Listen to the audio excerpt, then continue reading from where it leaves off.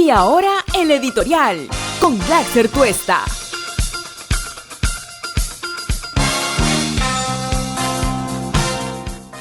Así como están avanzando las cosas, es bueno que usted sepa qué suerte se le viene al presidente de la República desde varios frentes, porque ya no es una, ya no son dos, ya son más las investigaciones en las que directa o indirectamente lo están involucrando. Es verdad que por su condición, y esto siempre hay que repetirlo, el presidente puede dar su testimonio, puede ser citado, puede ser convocado para dar su versión sobre los hechos que inicialmente se le puede imputar, puede estar como testigo, pero no se le puede acusar. Eso se puede hacer solo cuando deje de ser presidente a partir del 28 de julio del próximo año. Pero todas las otras diligencias, que además ya están en camino, pueden de alguna manera requerir que el presidente pueda participar. Además, él ha dicho públicamente que está, y formalmente ante la fiscal de la Nación, que está en la disposición, no esperando, no a la espera de que termine su mandato, sino ya en este momento de colaborar con toda la justicia. Y esa me parece que es la actitud que tiene que acompañar a todas las personas que están referidas, sindicados o señaladas de posiblemente haber cometido algún acto ilegal. Y además hay otro elemento que creo que siempre hay que decir también, no solo la voluntad que ha expresado el presidente, porque no es la voluntad la que determina la acción de la justicia. El presidente puede no querer colaborar, pero la justicia tiene mecanismos para poder hacer que éste pueda participar de todo lo que se le requiere. Pero también es importante decir esta segunda parte. Tenemos un ministerio público con el que uno puede estar o no de acuerdo, pero que es independiente, y el señor Vizcarra no tiene, por más esfuerzo que quiera hacer, por más que se le pase por la cabeza, por más que se lo imagine, en fin, por cualquier cosa, no va a poder controlar, y más temprano que tarde se va a saber toda la verdad. Y eso es lo que tenemos nosotros que mirar con mucha atención y con expectativa, porque esa es la diferencia que hay entre un régimen y un sistema democrático con independencia de poderes, por más que nos guste o no cómo funciona. Y me refiero, por ejemplo, al Congreso de la República, que a usted le debe parecer pues inaceptable su comportamiento en muchas de las cosas que están por estos días mostrando, pero es independiente y hace lo que le parece. A veces se excede, y por eso los contrapesos, como el Tribunal Constitucional, pues le ponen el pare y evitan que siga con la arbitrariedad. Y eso es una democracia, por eso es que es fundamental defenderla y siempre referirla, porque hay gente, ¿no es cierto?, desubicada, totalmente afiebrada, que quiere comparar situaciones como las que vivimos con las que se producen en épocas de dictadura o en épocas de gobiernos autoritarios. No es lo mismo, porque ahí no solo marca el hecho ilícito cometido, sino la impunidad que la propia dictadura se busca garantizar para que, por cierto, ni siquiera mínimamente se investiguen las fechorías que el dictador puede haber cometido. Y las dictaduras son de distintos colores, distintas tendencias, y ahí no hay ideología que mande. Son dictaduras y punto. Como en una democracia, en cualquier lugar, un ladrón, sea rojo, amarillo, verde, azul, morado, de cualquier color, si es ladrón, tiene que ir donde van los ladrones, a la cárcel. Así es de concreto, así de sencillo. ¿Qué es lo único que nos puede llevar a garantizar eso? Dos cosas: un funcionamiento básico del sistema institucional en democracia, la independencia del Ministerio Público del Poder Judicial. Punto. Y eso es lo que tenemos ahora, con sus vaivenes. Eso es lo que tenemos ahora. ¿Por qué decía esto? Porque a veces se olvida y se trata de confundir en que esas cosas no están pasando en el Perú y eso sí está pasando. ¿Qué me refería con el presidente y los problemas que ya están en curso y que se le vienen? A ver, en primer lugar, hay investigaciones que en este momento le están siguiendo, no a él, pero por supuesto a quienes fueron parte de su entorno cuando era gobernador de Moquegua, y todo o la mayoría de los casos que hoy día persiguen al presidente tienen que ver por el momento con lo que hizo o pudo haber hecho cuando fue gobernador de la región Moquegua. Hay casos actuales que están siendo investigados y que tienen otra naturaleza, pero los que más avanzados están y desde mi punto de vista más consistentes son aquellos que refieren su paso por el gobierno regional de Moquegua. Entonces hay casos que se investigan en Moquegua. Ahora, a propósito de la investigación que hace el equipo Lavallato del Club de la Construcción, esta asociación permanente para delinquir que se formó hace muchísimos años y que tuvo vigencia durante todos los últimos gobiernos y es ahí donde en alguna medida se inspiró lo que terminó siendo el caso Lavallato en el Perú, porque ya los brasileños cuando llegaron encontraron todo eso armadito y finalmente solo se vincularon y le incorporaron, por supuesto, la manera sofisticada de esconder las huellas para que no puedan ser descubiertos. Pero finalmente tuvieron que hablar porque el apremio del cual fueron, digamos, con lo cual fueron cercados y el buen trabajo del equipo Lavallato llevaron a que esto pudiera cambiar, porque empezaron a confesar, porque ya no había posibilidades porque habían sido descubiertos. Pero el Club de la Construcción estaba ahí y nadie lo tocaba porque era parte de cómo se hacían las cosas y esa era la regla, no era la excepción. En el marco de esa investigación que tiene el fiscal Juárez Atoche del equipo Lavallato, hay un aspirante a cuadro eficaz, no un cuadro eficaz, un aspirante a cuadro eficaz que ha dicho que Vizcarra recibió 1 millón de soles de coima.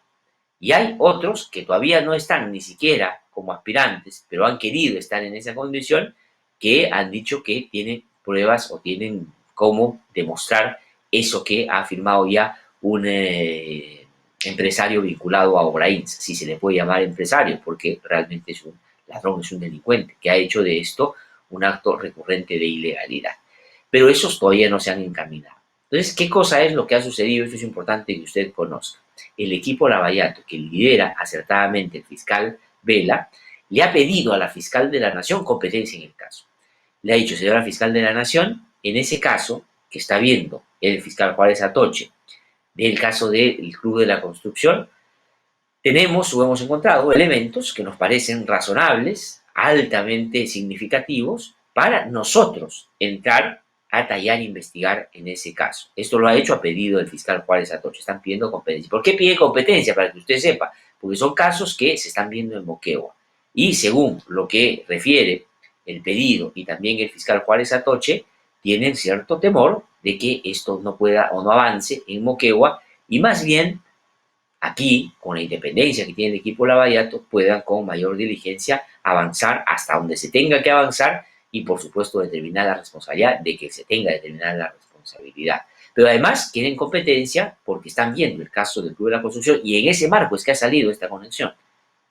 Y tienen que, por supuesto, investigar. Como la corrupción fue sistémica, es decir, fue permanente, fue organizada, fue casi institucionalizada, hay que ver estos casos no de manera aislada, sino en el funcionamiento de todo el armatoste que se hizo para esa finalidad ilegal. Y ya le han pedido al fiscal a la fiscal de la Nación que les haga funcionar. El fiscal todavía no ha respondido y me da la impresión que va a responder como debería responder, que sí. Y eso, a mí, dentro de todas las investigaciones que hay donde ya se está involucrando al presidente de la República, es la que, permítanme decirlo, me parece la más confiable, porque el equipo Lavallato, hasta ahora, y creo que eso es una convicción, es una manera de actuar, ha demostrado que no tiene ninguna, ni interés, ni vocación por la impunidad, y menos de favorecer a ninguna de las personas que en el camino encuentran y se les adjudica y se poco a poco va corroborando que tuvieron responsabilidad en esos actos ilegales. Porque han podido poner ahí donde se pone a los que ya están sindicados como posibles delincuentes que actuaron por fuera de la ley, en su lugar como investigados, con prisiones preventivas, con procesos y con todo lo que usted ya conoce. Y no han tenido ni temor a enfrentarse a esos sectores que son poderosos y han puesto en su sitio, en el banquillo de los acusados, a quien correspondía. Empresarios millonarios, ricachones, políticos que antes creían que nunca la justicia los iba mínimamente a tocar, habiendo hecho de su vida, casi constitucionalmente, del robo de delincuencia, pues una norma de vida, con una escala de valores que es distinta a la mayoría de los ciudadanos peruanos que trabajan intensamente para no entrar a esa cadena de ilegalidad. Ha puesto alcaldes, alcaldesas, ha puesto gobernadores regionales, en fin, a todos. Y no ha importado si son del color y la ideología que sea, porque como decía al comienzo, cuando el ladrón es ladrón, no importa qué ropaje tenga y no importa de qué se llene la boca. Finalmente, si se prueba, tiene que ir ahí donde corresponde a la cárcel. Entonces, para mí, el equipo Lavallato en general es una garantía de buena investigación. Y ahí se va a saber si Vizcarra es lo que dice este aspirante a cuadro eficaz, pues el equipo Lavallato no se la va a perdonar, por supuesto, como no lo ha hecho con nadie. y va a ir hasta el fondo. Y para mí esa es una garantía. No tengo la misma impresión de lo que está pasando con otras investigaciones, lo están invocando, entre otros al presidente de la República, que me parece están jugando un poquito a buscar llegar al fondo de las cosas, y otro también una onda de figuretismo, de querer mostrarse y de exhibirse y de convertirse por estos días con un poquito más de minutos en televisión en protagonistas de una historia que, por supuesto, ojalá que lo sean por el rigor que acompaña sus investigaciones y no por la laraca que hacen en torno a los casos que, por cuestiones, digamos, de cómo se distribuyen los casos, le llegan a estos fiscales. Voy a referirme aquí. Primero, entonces, el caso de Moquegua ha pedido competencia, y creo que se la deben dar al caso Lavallato para investigar este caso del Club de la Construcción, donde ya el presidente lo han sindicado un aspirante a colaborador eficaz. Está la investigación que se hace en el caso más conocido como el caso Richard Swing, que es un caso en comparación al otro, así, pero que ha generado un escándalo por la propia manera como el presidente de la República y su entorno han manejado el caso y han terminado no solo convirtiendo un caso de eventual favoritismo a una persona que sí tiene los requisitos de no siendo contratada por el Estado de manera ilegal, eso es lo que se discute, sino además elementos de encubrimiento que, por cierto, se han escuchado en los audios y que en una debida valoración van a ver si es que significa o no que el presidente trató de evitar que se alcanzara la justicia. Pero en un caso de esa relevancia o de esa, digamos, peso, terminó siendo más grande por el comportamiento que han tenido quienes alrededor de este han estado pues buscando manejar las cosas de una manera que no es la correcta desde mi punto de vista. Ahí hay una fiscal que está viendo eso, con tanto bombos y platillos, detención preliminar, fiscales, policías, marrocas y todo, y un juez agarra y dice, era desproporcionado. Entonces hay que investigar, ir al fondo, pero no, tampoco hay que hacer de alguna manera pues shows de esta naturaleza. Pero en fin, ahí está, esa es otra línea de detención.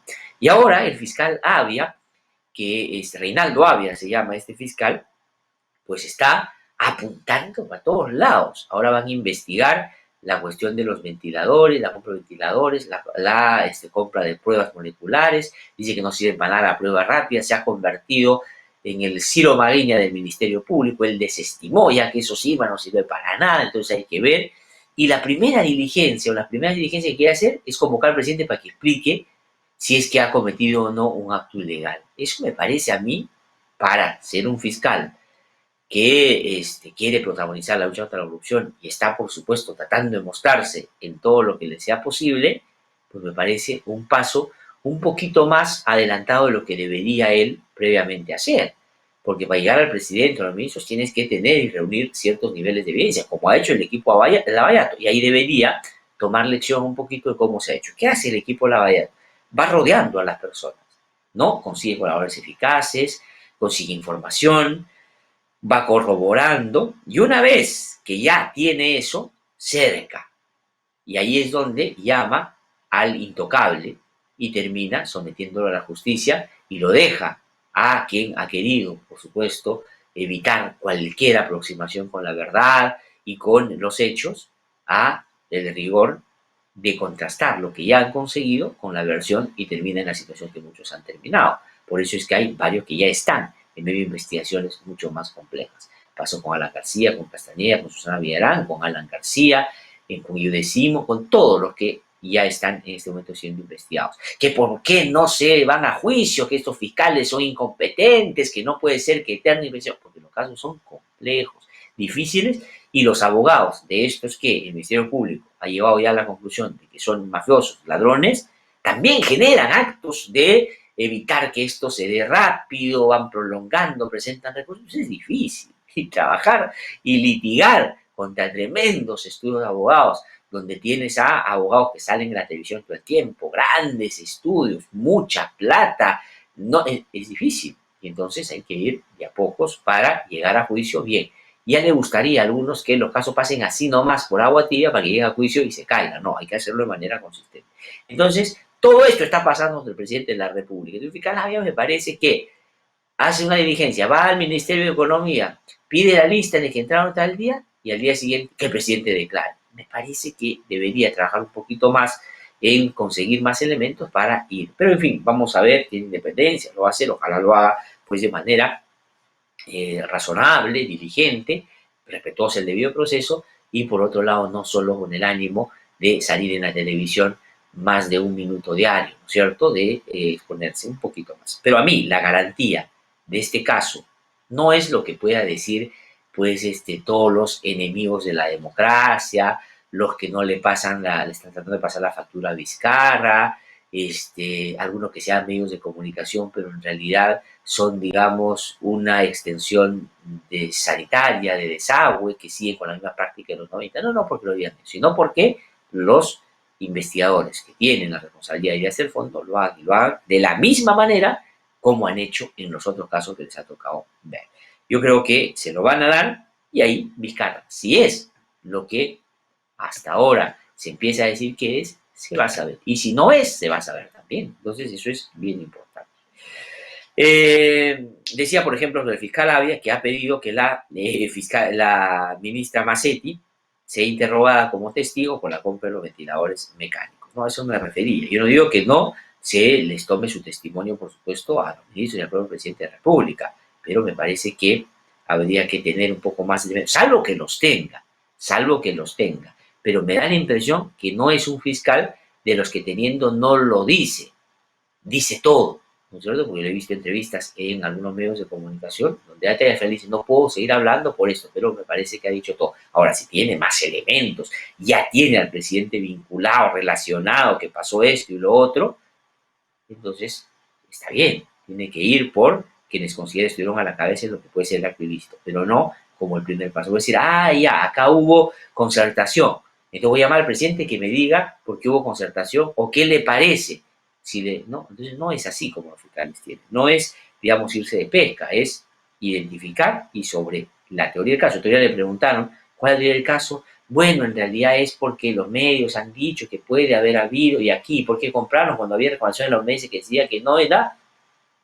Eso está bien para el análisis de una persona que en un medio como este humilde servidor puede especular, puede decir, pero no un fiscal, ¿no es cierto?, que tendría que ir más a lo seguro. Hay otros temas que están relacionados con las elecciones del 2021. Martín Vizcarra ayer ha dicho que no dejen a la población buscando el mal menor, ha hecho un llamado a los partidos políticos para que se planteen y se muestren de mejor manera, y que ojalá, ha dicho, el próximo año que hay elecciones y donde el poder lo tenemos los ciudadanos, el poder ciudadano de votar o no votar, castigar a los que debemos desechar de la política en términos simbólicos, por supuesto, y votar por quien ofrezca. Ahora, la oferta es muy baja también, de bajo nivel. Ojalá que esta se vaya fortaleciendo en el camino, pero yo la verdad no veo elementos que esta pueda brillar justamente por esa consecuencia que debe haber en una deliberación de cara a darnos un nuevo gobierno, tanto en el Ejecutivo como en el Congreso de la República. El presidente ha dicho que en los últimos tiempos hemos estado acostumbrados a votar por el mal menor y que hay que buscar más bien a los mejores. Ahora, él fue elegido con la lógica del mal menor, y el mal menor, que era Pedro Pablo Kuczynski, digamos, le pasó lo que le pasa a los que también les puede ir bien algunas cosas en la vida, pero les tiemblan las piernas cuando tienen que enfrentar con manera digna y, por supuesto, algo interesada en el país y con convicciones para luchar contra los corruptos que tenía del otro lado, y más bien terminó bajando la cabeza pensando que eso iba a desacelerar el interés obstruccionista y de boicot que encabezó Keiko Fujimori porque perdió la elección. Terminó haciendo lo más importante, que ganar la elección, y después se achicó, agachó la cabeza, le llevaba manzanitas todos los días a Keiko Fujimori, y esta arremetió hasta finalmente terminar en una renuncia. Y porque el mal menor ganó, Vizcarra terminó siendo, ojo, presidente de la República, porque era el vicepresidente de la plancha de Pedro Pablo Kuczynski. Vamos a escuchar al señor Vizcarra lo que dijo en relación a esto el día de ayer. Pero también el aspecto político es crucial estos 3 meses, porque si tenemos buenos candidatos, va a haber buenas autoridades. Pero si no nos esforzamos, los partidos políticos, de escoger buenos candidatos, la población, por más esfuerzo que haga, va a tener que escoger entre los candidatos que propongan los partidos políticos. No nos dejen a la población buscando cuál es el mal menor. No, busquemos alternativas de candidato para que tengamos entre varias buenas alternativas, escoger al mejor y no al mal menor, como en muchas oportunidades ha tenido la población que escoger. Mi padre, que en paz descanse, y a quien por supuesto quería y quiero un montón, decía, y si no hay materia prima, ¿cómo hacemos? ¿No es cierto? Y eso es lo que lamentablemente hoy día vemos en la escena política. Ojalá que esto vaya cambiando y que realmente el debate se centre en aquello que es importante y no en la menudencia, que es lo que realmente al final exacerban algunos demagogos o demagogas para tratar de conseguir el voto rápido. Y eso va a lamentablemente pasar, pero ojalá que pase con menos intensidad y que las personas que tienen que votar, ciudadanos y ciudadanas, tengan a bien, dentro de toda esa maleza, encontrar efectivamente lo que sea mejor. Y si no, el mal menor es una posibilidad también, porque eso es lo que ha pasado en los últimos tiempos, y pese a que los que ganaron y fueron elegidos como el mal menor no cumplieron y traicionaron el encargo que los ciudadanos le dio, yo creo y sigo afirmándome en eso, fue mejor que ganara el fujimorismo, que hubiera arremetido con absolutamente todo, y en eso yo me ratifico hoy día. Y esto no es defender si nosotros terminaron actos de corrupción, porque por eso está la justicia actuando y están ahí, como los vemos, algunos de ellos enmarrocados y algunos de ellos muy perseguidos legal y debidamente porque cometieron delitos. Pero eso no hace que los otros sean mejor, porque acá se tiende a pensar esto. Supongamos que Vizcarra es lo que algunos dicen, que recibió coima, que es corrupto, que hizo todo eso. Ya, eso la justicia lo va a determinar y creo el equipo Lavallato, con la rigurosidad que lo caracteriza, lo va a hacer de la manera debida. Pero que él pueda, entre comillas, ser un ladrón, por decirlo de alguna manera, no los hace honrados a los otros. No hace honrado al pirata, como dice la canción de Goytisolo. No, el poema Goytisolo. No dice, no lo hace, ¿no? Es decir, que tengamos ahora en el gobierno algún funcionario que pueda ser descriteriado para tomar decisiones, no lo hace inteligente a Rafael Rey. No hace que alguien haya cometido un delito, no hace que Alan García, ¿no es cierto?, deje de ser lo que todos en la cabeza tenemos, es y fue, y las imágenes que al final nos dejó sobre lo que terminó siendo su paso por la política y la destrucción de su partido. Es decir, lo uno no hace buenos a nosotros, hay que tener mucho cuidado. Como hay que tener mucho cuidado con la idea de que si todos son iguales, entonces nadie tiene que investigar. Por eso hay que proteger a las investigaciones, Ministerio Público, Poder Judicial, Tribunal Constitucional, que van a ser por donde van a transitar todos. Entonces hay que tener cuidado con eso también, ¿no? Y sobre estas alianzas, saben ustedes que el PPC se ha juntado con Alianza para el Progreso, ¿no? Eso es no sé cuánto puede sumar eso. De repente, si el PPC le recomienda a Alianza por el Progreso qué cosa debe hacer para que Alianza por eso no haga eso, porque ellos han perdido todas las elecciones anteriores, pueda en algo sumar. Pero resulta que se ha filtrado, y esto termina siendo ya una cosa tan cotidiana que nadie discute el origen, ¿no? Una grabación en medio de una discusión que hay en el PPC que culmina con el acuerdo de juntarse con la Alianza para el Progreso del señor César Acuña. Y se le escucha ahí decir a Marisol Pérez el otro día que no nos dijo con quiénes iban a hablar, porque estaban en conversaciones con algunas organizaciones políticas, que ella no votaría por César Acuña de ninguna manera porque él ha plagiado, no ha plagiado, ha copiado. Eso es lo que dijo el señor Acuña, y que ella, siendo profesora, pues le parece que eso es repugnante, que eso es malo. Eso dijo Marisol Pérez, pero al final dijo, como es disciplinada, optaron por la alianza y ella va y se somete a esa alianza. Pero ella no votaría porque el señor Acuña ha plagiado. Vamos a escuchar lo que dicen en medio de esta conversación. APP no tiene Lima. Alberto es el tercer candidato más votado de Lima. APP quiere los técnicos y el expertise del PPC, idealmente a Carlos Maljas, a Alberto Bengolea, probablemente a mí, porque votaría por César Acuña. Y tengo que decirles la verdad. Le he pedido permiso al Chaco a venir a mi casa, me ha regalado becas para un montón de gente. No votaría por él, no me pregunten por qué. No es un tema de discriminación, eso viniendo de mí es imposible. Y quienes me conocen y me han visto recorrer Perú saben que no es por ahí. Yo soy profesora universitaria. Desprecio el plagio. Me parece la forma más baja de un de una persona, y eso para el rector de la universidad. No puedo tragarlo. Que, dicho lo, yo no votaría por César Acuña presidente. Bueno, pero se lo tragó y finalmente la alianza se consumó. Es decir, esto quedó en la interna y se subordinó lo que ella planteaba como un principio a la conveniencia política de lo que la mayoría que está alrededor de ella pues decidieron sea la línea a seguir, ¿no? Y Bengolea dice, yo prefiero hablarme con una persona que haga de payaso, me imagino que está refiriéndose a Acuña, porque están discutiendo la alianza con Acuña, que con un ladrón, que uno se imaginaría es cuando expresó su desacuerdo, cuando el PPC se juntó con el Partido Aprista Peruano. Esto no se escucha muy bien, pero vamos a tratar de escucharlo.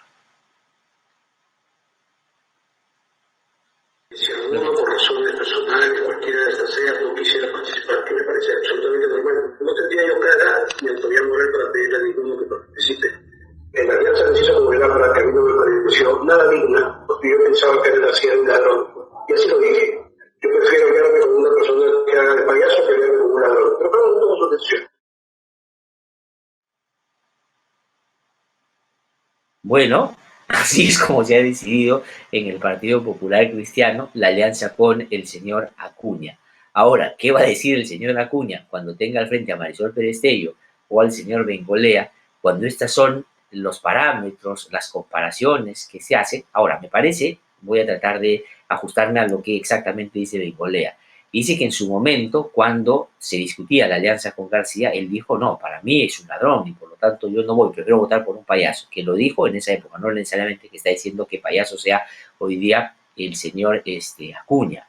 Pero está claro que la discusión interna dentro del Partido Popular Cristiano, donde ha sido un poco los decibeles, el tono y los planteamientos que han habido a favor o en contra, han terminado quedando atrás porque la alianza ya se ha consumado y se ha presentado con bombos y platillos, ¿no es cierto? Y antecedido a esto, una cosa que a mí me llama mucho la atención, porque la señora Beatriz Merino, que trabaja en la Universidad del señor Acuña, que es rectora de la Universidad César Vallejo, salió a decir que el presidente Vizcarra no tenía pues la autoridad moral ni las capacidades para garantizar unas elecciones libres y transparentes. Es un hecho que me parece a mí inaceptable, porque ella habiendo sido defensor del pueblo, claro, después fue la mandamás de todos los gremios habidos y por haber, pasando por la Sociedad Nacional de Petróleo, en fin, por todos los gremios, y me da la impresión de que se ha mimetizado con esa gente que sigue hablando de una dictadura chavista, castrista, vizcarrista y no sé qué, ¿no? De pronto se ha como ahí confundido un poco. Yo creo que si hay garantía para un proceso electoral que va a ser libre, no hay posibilidad de que Vizcarra controle nada. Si no puede controlar a su propio entorno en que tenga un comportamiento un poquito más apropiado para hacerlo colaborar el presidente de la República, menos pueda controlar el Jurado Nacional de Elecciones y el Ministerio Público, ¿no? Pero así es como se ha tomado la decisión. ¿Cuánto suma esa alianza? Yo creo que a Bengolea lo pone en el Congreso de todas maneras, pero no sé si más a favor de lo que el PPC entendería va a significar esta alianza. Pero todo eso es relativo en un país como el nuestro, sin lugar a dudas, porque aquí cualquier cosa puede suceder. Como puede suceder esto que ayer no podía creer, ¿no? Aunque, digamos, el fujimorismo, yo ya les he dicho lo que pienso que es y lo que siempre va a seguir siendo. Para mí es una manera siempre de hacer las cosas sacándole la vuelta a lo que debería ser lo mejor para el país. Siempre han actuado así y me ratifico en eso porque eso es lo que creo en mi valoración política del comportamiento que han tenido desde la época del papá de Keiko, que con el tío de Keiko y con todos los delincuentes alrededor del papá de Keiko hicieron pues y trapearon el país trayéndose abajo a todas las instituciones y empileciendo absolutamente todo. De lo cual la señora Keiko Fujimori, que el trabajo no es su principal virtud, se benefició de una manera bastante clara. Y eso se ha podido, por supuesto, apreciar, entre otras cosas, con los estudios que le dieron con plata que después, de mi punto de vista, no se ha podido claramente justificar. Para poner solo un ejemplo. Pero bueno, a mí no me sorprende, porque han tratado de mostrar cara distinta, se han maquillado, se han tarrajeado, se han, en fin, han hecho de todo, pero no han convencido, porque la gente al final se da cuenta de su verdadera esencia. Y se dan cuenta de su verdadera esencia, no porque, como siempre digo, tengan animación por el futuro, sino porque ellos mismos se van desenmascarando. Si tú quieres ser una opción sobre la cual no se genere ninguna duda sobre si vas a utilizar el Estado para favorecer la ilegalidad, no pones pues al señor Joaquín Ramírez como secretario general de tu partido, o no pones al señor Klimper como candidato al vicepresidente cuando sabías estaba involucrado en actos para buscar desfavorecer a sus competidores políticos y traerse abajo el proceso electoral para ellos, en ese tumulto, ver si salen mejor ubicados. ¿No es cierto? Y así uno puede retroceder. Ahora resulta que, como más o menos pasó el año 2016, cuando quiso mostrar el fujimorismo una cara distinta, cuando Keiko Fujimori se fue a Harvard y dijo que ella no iba a reproducir las prácticas de su papá, que le parecieron que eran desdenables y que los nuevos temas, sobre todo las minorías, iban a centrar su atención si llegaba al gobierno, lo tiró al tacho. ¿Por qué? Porque finalmente no se pudo mantener con ese corset tan ajustado y en un momento se le rompió y se mostró el verdadero rostro y comportamiento del fujimorismo, que si a alguien le quedaba duda, nítidamente quedó grabado en todos los videos que puede usted poner cuando busque el comportamiento del fujimorismo en el último Congreso de la República. Ahí está. Entonces, son lo que son. ¿No es cierto? No hay posibilidad desde mi punto de vista de que cambie. Entonces, ahora dicen que van a cambiar, que son nuevos, una nueva generación, pero reivindican a Alberto Fujimori, que condensa todos los males de la política, todos. No hay uno que no condense a Alberto Fujimori. Ladrón, violador de derechos humanos, mentiroso, autoritario, violento, en fin, todo lo que usted pueda imaginar y dice eso no debería estar vinculado a la política, es Alberto Fujimori. Y está preso, además, con sentencias que han sido sometidas a todos los fueros y han terminado siendo certificadas y finalmente han sido validadas.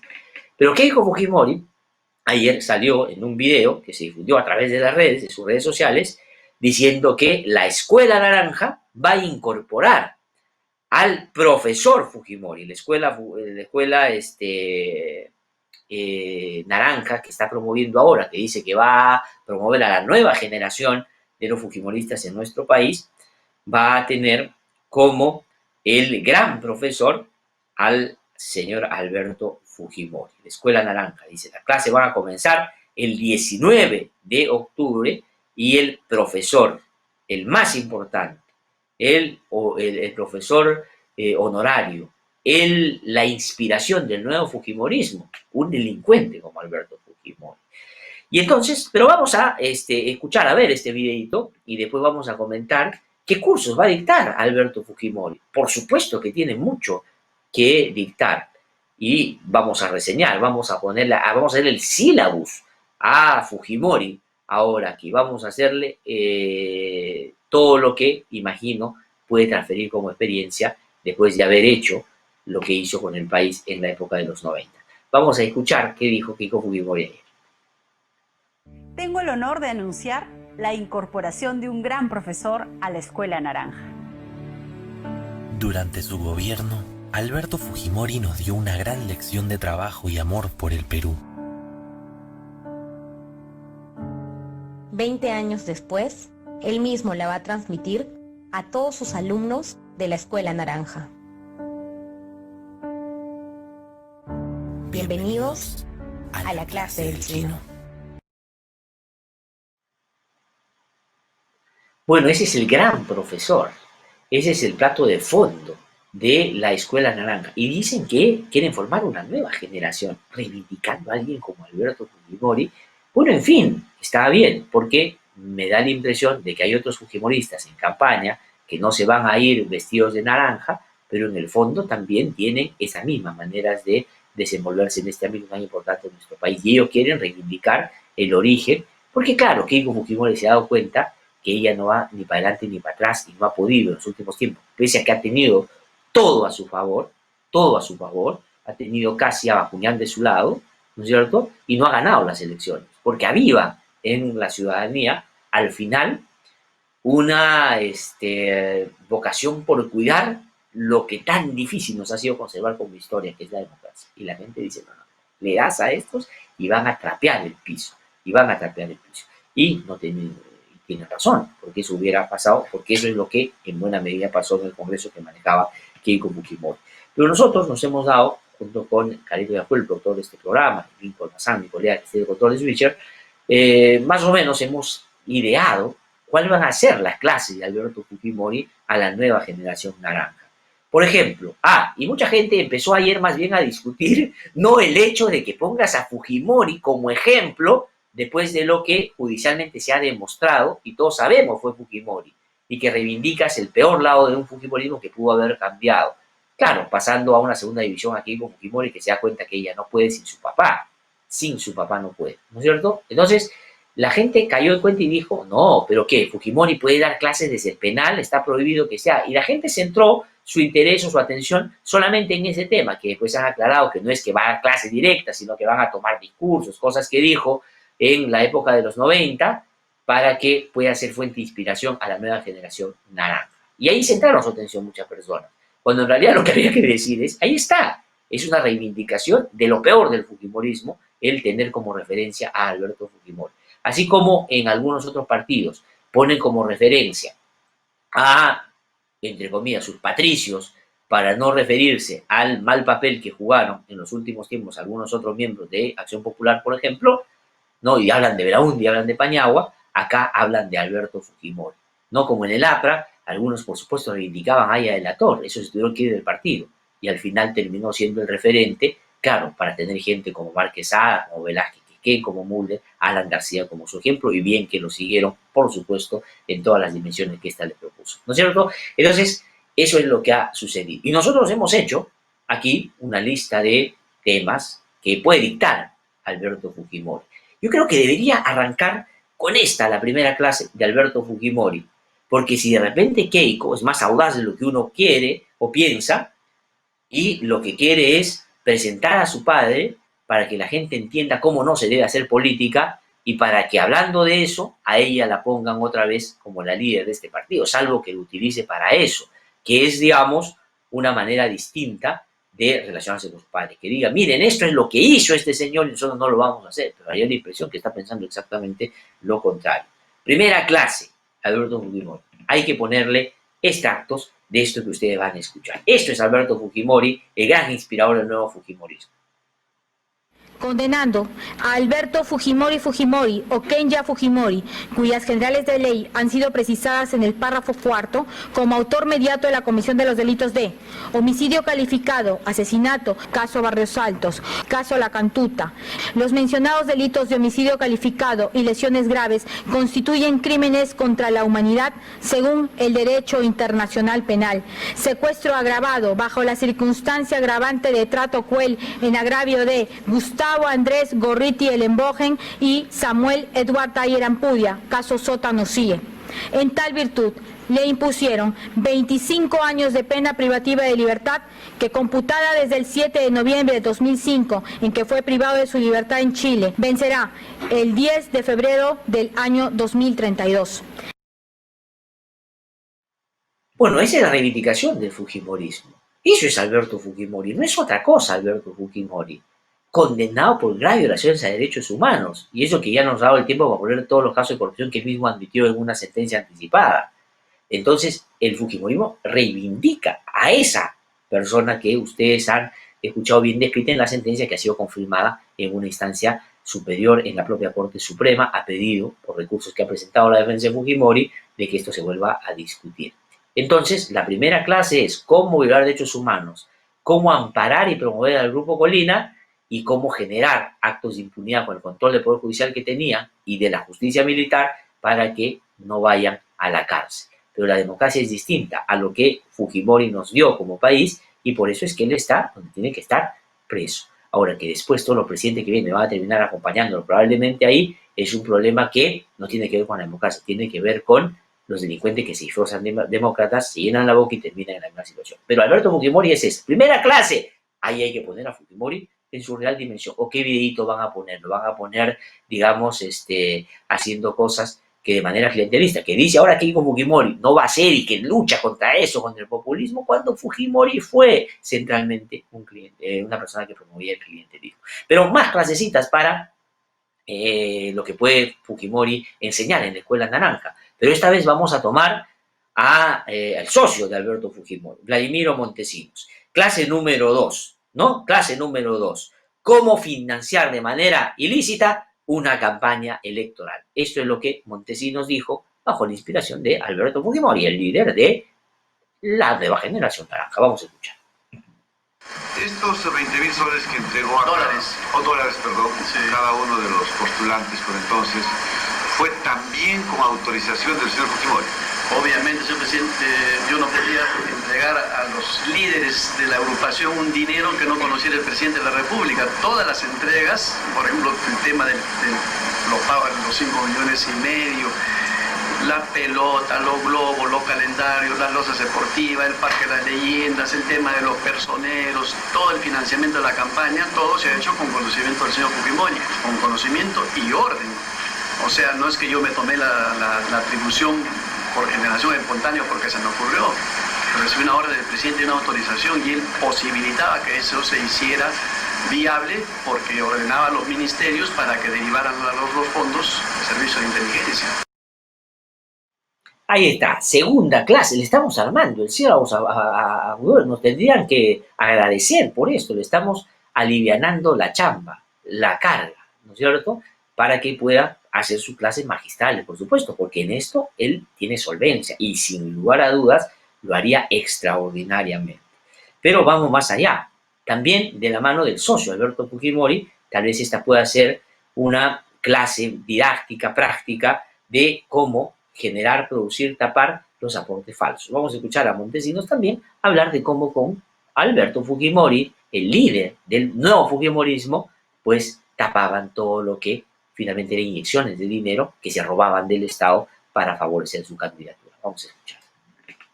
Por ejemplo, la primera donación que sale para las tintas Perú, País con Futuro, que sale diciendo donando $300.000, es una mentira, señor presidente. Un documento para que el señor Fujimori, porque hubieron muchas pintas de saturación de Perú 2000 y la gente empezó a reclamar, entonces Fujimori dijo, ¿y ahora qué explicación vamos a dar? Entonces Modenesi sale diciendo, yo he donado $300.000, mentiras, está quebrado Costa Verde. Sí, porque se hizo incluso los documentos de la siguiente manera, porque yo me cuidé mucho, que se dirigían a Perú 2000 donando la cantidad y había un sello de recepción y una carta de agradecimiento. Se hizo toda esa documentación, pero esa documentación es irreal, no es a la realidad, porque nunca nadie fue. Yo no podía decir a quién le entregó los $200.000. Tenía que haberle entregado a la señora Marta Chávez, que era la personera legal. Bueno, ahí también está, pero en esto hay que reconocer que Keiko ha aprendido un poco, ¿no es cierto? Pese a que trabajar no es el verbo que más conjugue la señora Keiko Fujimori, pues aquí podría ser la jefe práctica de su papá. Y podría el señor Fujimori poner el ejemplo que Montesinos aquí bien nos da a conocer de cómo metieron plata y después taparon con aportantes falsos, a ella poner lo que es parte de la investigación que le están haciendo ahora por un comportamiento muy, muy parecido. Ahí podrían hacer una dupla y creo que la señora Pajero en práctica está bastante bien y creo que podría ahí resaltar, más que por sus conocimientos académicos, por, digamos, tal vez pueda ser una dinámica, una metodología más testimonial, ¿no es cierto? Y podrían los dos hacer un excelente curso que podrían seguramente después exhortar. Ahí está la nueva generación naranja, va a estar muy bien nutrida con los consejos que le den los Fujimori. Y lo otro, porque también Fujimori era una especie de mago.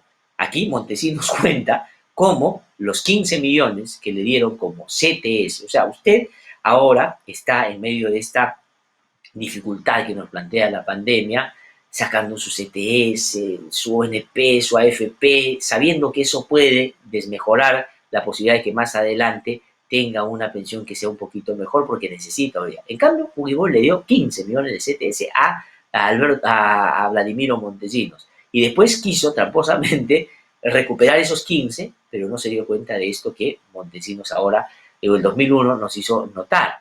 Y eso también, de pronto, Alberto Fujimori podría enseñar en la Escuela Naranja. Podría enseñar cómo es posible que en Palacio de Gobierno tengas debajo de tu colchón 15 millones de dólares para poner y sacar lo que a ti te parezca importante. Vamos a escuchar a Montesinos. En el tema de los 15 millones, me entregan el dinero, pero al mes y pico, el 3 o 4, eso me entregaron a mí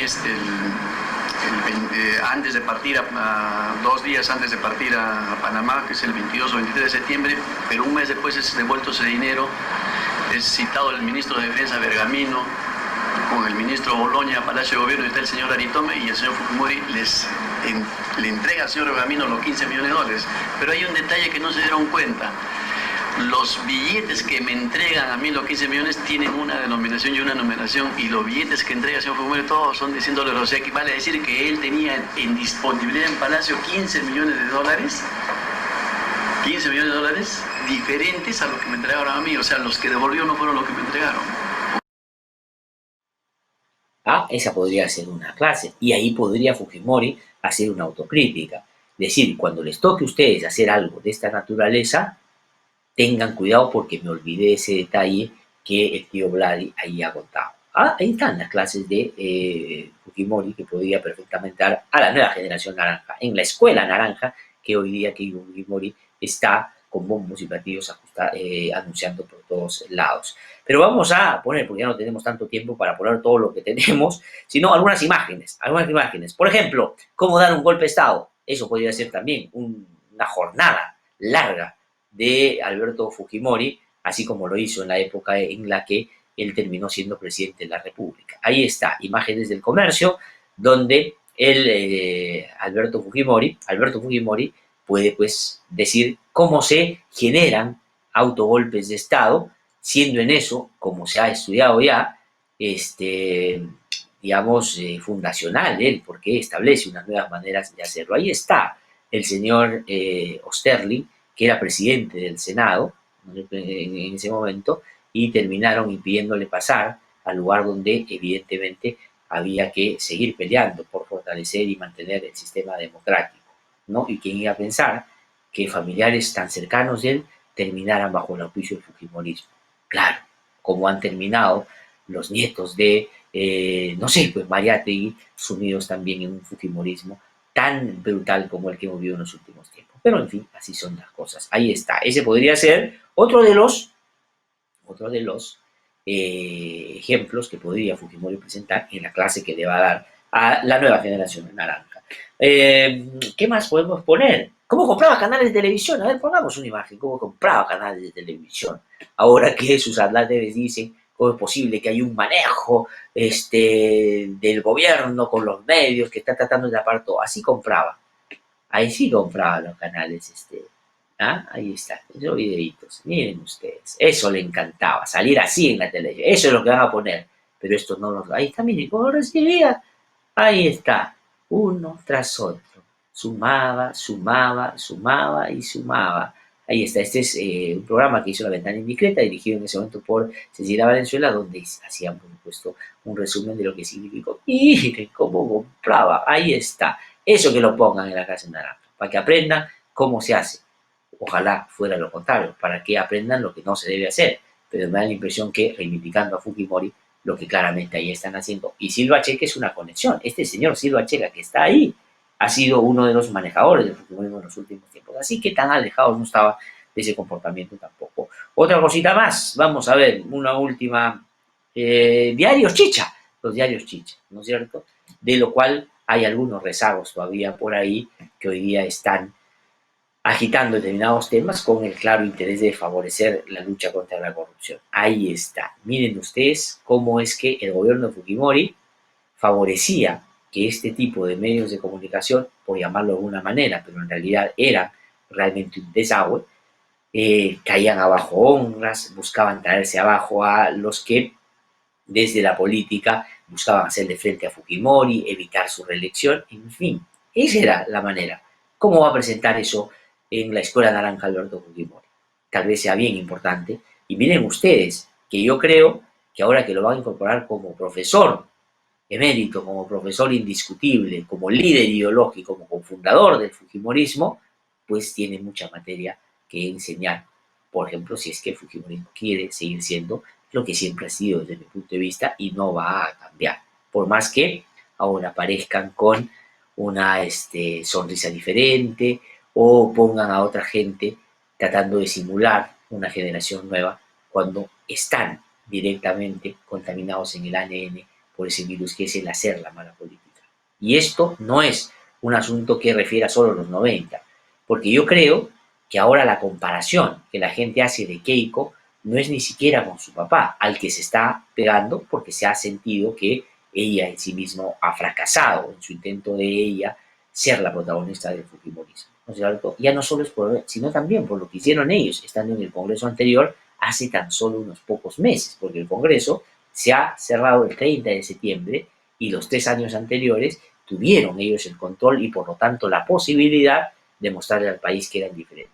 No quisieron, no pudieron, no les interesó y terminaron actuando de la misma manera como se actuó en los 90, con la única diferencia que, y por eso es bien importante, no estaban en el poder absoluto y eso terminó generándole las limitaciones que por supuesto les generó para bien del país, más la prensa independiente, más las investigaciones en el sistema de administración de justicia que han terminado arrinconando a los que pueden haber estado involucrados en actos ilegales, entre ellas Keiko Fujimori y su partido, pues terminaron diluyéndose como todos hemos podido apreciar. Y ahora quieren mostrar una cara nueva reivindicando a quien terminó siendo la inspiración de la mala política en los últimos tiempos en nuestro país. Pero bueno, eso es lo que es el fujimorismo y no se le puede pedir peras al olmo, como se dice. Bueno, vamos a entrar a otros temas. Voy a pedir disculpas porque me he prolongado más de lo que inicialmente había pensado. En un ratito vamos a ya conversar sobre algunos otros temas. Tenemos un programa muy cargado el día de hoy. Tengo varias entrevistas. Ya se ha promulgado la ley del libro, que es una muy buena noticia. Vamos a tener una entrevista al final del programa sobre eso. Vamos a hablar sobre una sentencia que se ha producido en el Cusco el día de ayer, que termina disponiendo de manera indiscutible que se retire de la televisión este programa llamado La Paisana Jacinta, porque he establecido el tribunal, después de, digamos, al comienzo no tener los votos completos y ahora últimamente hicieron votos consenso, de que no solo disminuye o desmejora o discrimina, sino que además termina convirtiéndose en el antecedente para actos de bullying y de discriminación y de violencia después para las personas. Y esto es muy interesante e importante. Vamos a hablar de eso también más adelante. Vamos a hablar de todas las investigaciones que están dándose, en las que ya se está en una u otra intensidad incorporando al propio presidente de la República, por supuesto en el resguardo que la fiscal de la Nación ha dicho hay que tener de cara a su condición para que esto pueda producirse con intensidad después del 28 de julio del próximo año. Y vamos a hablar también sobre economía, porque en el Congreso de la República se han tomado algunas decisiones. Se ha, por ejemplo, aprobado por insistencia el retiro de los aportes de la ONP. Se ha, hace unos días, bueno, también se ha aprobado que se puede retirar hasta un tope de 17.200 los recursos que uno tiene en su AFP, sobre todo si el último año no ha aportado, y se ha, en un acuerdo entre el Ejecutivo y el Congreso, determinado también de que, por ejemplo, se puede manejar de una manera distinta toda la relación con los bancos en torno al endeudamiento que tienen pues muchas personas, ¿no es cierto? Entonces hay varias cosas que tienen que ver con materia económica y lo que ha dicho Moody's, que es una calificadora de riesgo internacional, que ha dicho que el Perú el próximo año va a tener el crecimiento más importante que se va a producir en la región de materia económica, que puede llegar a un 8%. De eso vamos a hablar en un ratito cuando nos conectemos con Alonso Segura, que como ustedes saben ha sido ministro de Economía, para que nos pueda dar su punto de vista sobre esto y sobre otros ámbitos de la economía que sin duda hay que mirar con particular interés, con mucha atención y, por cierto, con la preocupación debida.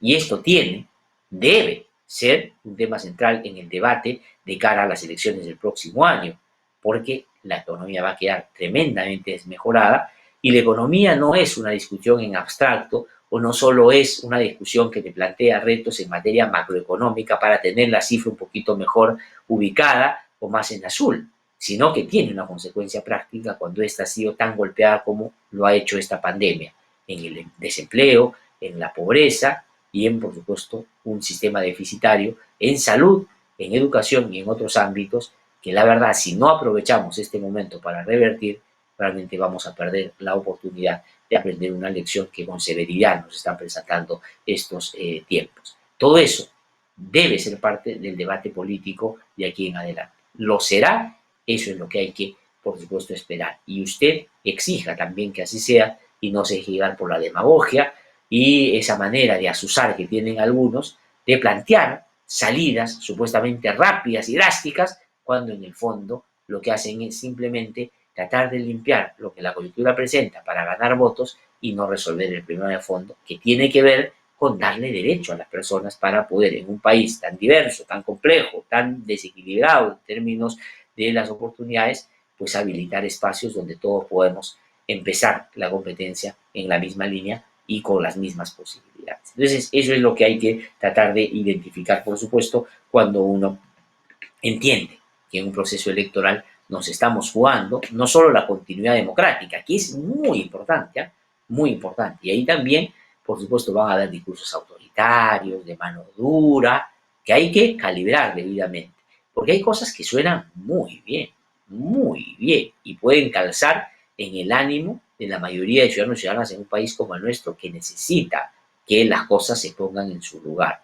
Pero la democracia es el camino. Hay que hacer un orden democrático en ese sentido, y no, como decía Hernán Chaparro el otro día, no quiero dejar de mencionar, porque aquí no se plagia ni se copia, aquí se dice, y se da crédito a quienes lo han dicho. Hernán Chaparro decía el otro día, un orden democrático, quien defina y pueda caracterizar eso, de pronto pueda tener mayores posibilidades. No ese orden autoritario que privilegia la vota, al sentido común y a la buena relación en el marco de una democracia. Y eso también es, sin lugar a dudas, en este momento una posibilidad, y en tanto posibilidad un gran riesgo. El populismo, el clientelismo, el autoritarismo son asuntos que van a expresarse en esta campaña.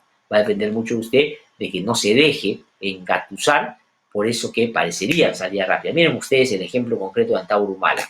Voy a fusilar a los corruptos, a los prostipresidentes, estos delincuentes lavajatistas que han robado.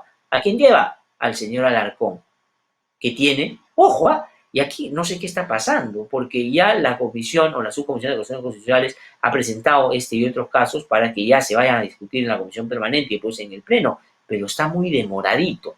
No será, o demoradito digo, no de color morado, muy demorado, muy atrasado ese procedimiento, que debería a estas alturas ya traernos algunos resultados, porque este señor sigue, por supuesto, haciendo de las suyas, que es utilizar esta comisión del Congreso de Fiscalización, que le han dado 30 días más para avanzar en esta arremetida, haciendo lo que pueda convenirle a él y no necesariamente lo que todos esperamos. Y dicho sea de paso, me hacen una anotación muy interesante y muy importante en las redes que no quiero dejar de mencionar, y a la lista de investigaciones que se están ya produciendo, en las que de una u otra forma van a incorporar al presidente de la República, y todas estas seguramente en un estadio diferente, ya cuando él deje de ser presidente se le van a venir encima. Se le ha sumado que hay una comisión en el Congreso de la República que va a investigar todo lo relacionado con el rubro de la construcción o los temas de construcción desde el año 90, es verdad, pero ahí van a incorporar todo esto que en los últimos días se ha venido discutiendo y la posibilidad, digamos, y lo que se dice podría haber sido